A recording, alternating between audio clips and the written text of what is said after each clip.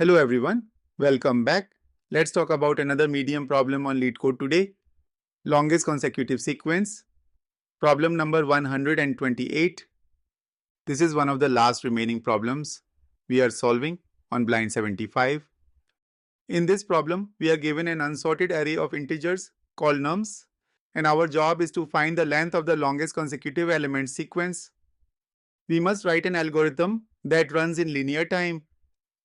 Let's look at examples to understand what consecutive element sequence means. Suppose we have the following array. If we look closely, we can identify a sequence of 4 numbers 1, 2, 3 and 4 in the array, and notice that they are scattered throughout, which is fine as we are interested in finding the length of the longest consecutive sequence that can be formed from the array elements. Other sequences we have start at numbers 100 and 200, which have a length of 1 each.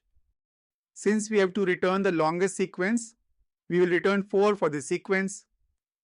Similarly, in example 2, the sequence starts at 0, and note that we can have duplicates as well. But the main thing is that the sequence goes all the way up to 8. So the length of the longest consecutive sequence is 9. Now in terms of solution, the easiest way would be to sort the array, and then any consecutive sequence will appear as adjacent elements. For example, here these 4 elements in sequence are together. Then we have this one and finally this sequence. So to find the length of the longest subsequence, we just go through the sorted array and check if the current number is equal to the previous number plus 1. If it is, we extend our current sequence length. For example, we start with the current number as 1. So our current streak is 1, and also we keep track of the maximum streak to track our answer or the maximum length we have seen so far, which is also equal to 1 now. Now the next number we see is 2 and the previous number is 1. So next number here is previous number plus 1. So we extend the current streak to 2. And since it is more than the maximum streak, we also increase the maximum streak to 2 as well. And note that if the two numbers were equal, that is, if they were duplicates, we would just skip the number as we have already selected one number for the consecutive sequence. Now the previous number is 2 and the current number is 3, which is previous number plus 1. So we extend the current streak to 3 and maximum streak also increases to 3. And again we move forward, and now previous number is 3 and the current number is 4, which are again consecutive. So we extend the streak to 4 and maximum streak is also 4. And now comes the interesting case where the previous number is 4 but the current number is 100, which is not equal to previous number plus 1. So we can't extend the streak further as we have a gap which is larger than 1. So we reset our current sequence and start a new sequence with 100. So our current streak resets to 1 and maximum streak stays 4. And now the previous number is 100 and the current number is 200, and again the streak breaks as the gap is more than 1. So we start a new streak with this number of length 1. And now after checking all the numbers, the maximum streak throughout the iteration was 4, which we will return as the answer. So this approach works perfectly and gives the correct answer, but due to sorting, the time complexity is O of n log n, which is worse than the required linear time complexity. So this means we cannot use sorting. In fact, sorting does more work than necessary. It orders everything. We only care about finding adjacent numbers like x and x plus 1. So if we look at the number x, how can we quickly find the adjacent number x plus 1? Which data structure can help us here? And the answer is Hashset with O1 lookup time. So first we can throw all the numbers from the array into a Hashset. This removes duplicates and gives us O of 1 access. Next, we iterate through the set. Note that here the set looks like that it is following the order of the input array. But in practice, that is not the case as sets are orderless. Now we start counting the sequence, but we don't want to start counting from just anywhere. For example, if we have the sequence 1, 2, 3 and 4, then we don't want to count starting from 2 or 3 because that's redundant. As if we start counting from 2, we'll find the sequence 2, 3, 4 of length 3, but we would have already found the longer sequence of length 4 when we started from 1. So starting from the middle gives us a shorter, useless result. We only want to start counting from the beginning of the sequence. And how do we know if a number x is the start of the sequence? Simple. We check if the number on its left, that is x minus 1, exists in the set. If it does, then x is not the start, so we can skip it. But if it doesn't, then x is the start of a new sequence and we can start counting from here by running a loop where we check if x plus 1 exists. If it does, then we check if x plus 2 exists and so on. And we keep counting until the chain breaks and record chain's length.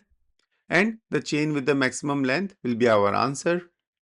For example, say first we pick the number 100 in a set and we check is x minus 1, that is 99 in the set, and the answer is no.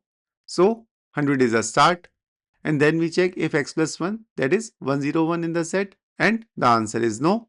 So the length of the sequence starting from 100 will be 1, and we also set maximum length equal to 1 as well. Then the next number we pick is 4 and we check is 3 in the set, and the answer is yes. So 4 is not a start and we can skip it because we can find the starting number for this sequence later. Next we pick 200 and we check is 199 in the set, and the answer is no. So 200 is a start, and so we check if 201 is in the set, and the answer is no. So the length of the sequence starting from 200 will be 1 as well.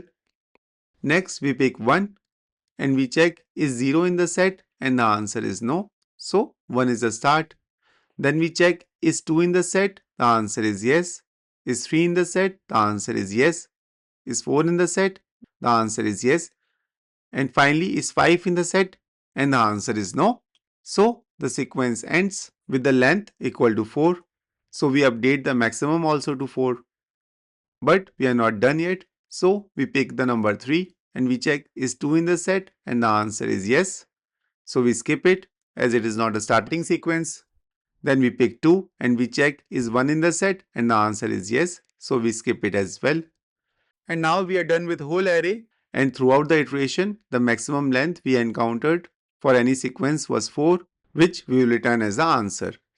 Now the time complexity of this approach is O of n, as first we iterate through the array to build the set, which takes O of n time, and then we iterate through this set, which again takes O of n time, because we are visiting each element in the set only once, as we visit each number in the sequence only once, and that happens only when we find the starting points of the sequence, and the space complexity will be O of n to store the hash set. Here is a quick code walkthrough of the algorithm we just talked about, with Java code on the left and Python on right. First, we need efficient O1 lookups, so we dump all the numbers into a hash set. This also handles duplicates for us automatically. Next, we initialize a variable to keep track of the maximum sequence length we have found so far. Now, we iterate through each unique number in our set. And first, we check if the current number is the start of a sequence. We do this by verifying if the adjacent number on its left, that is num-1, is in the set or not. If it exists in the set, then the number is not the start, so we skip it. But if it doesn't exist, then it is the start. So we set our current number pointer and initialize the current streak length to 1. Next, we go through each number in the sequence via the while loop that checks for the next consecutive number, which is the current number plus 1. As long as the next number exists in our set, we increment our number and the streak count. Finally, once the sequence breaks, we update our longest streak. If the current streak we just found is larger, after checking all numbers, we return the maximum length found. So that's all for this video. I hope this video was useful to you. If it was, please give it a thumbs up and share it with others who might benefit from it. If you haven't subscribed the channel yet, make sure to hit the subscribe button and turn on the notification bell so that you never miss an update. Your support helps me create more content like this. If you have any questions or suggestions, feel free to leave them in the comments below. Thanks for watching and see you in the next one.